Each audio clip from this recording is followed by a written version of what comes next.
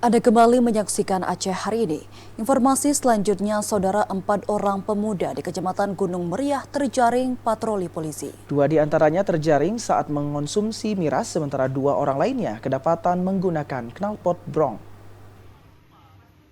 Jelang bulan Ramadan, personil Polsek Gunung Meriah Kabupaten Aceh Singkil kembali melakukan patroli malam. Kegiatan ini bertujuan untuk mengantisipasi gangguan keamanan ketertiban dalam masyarakat.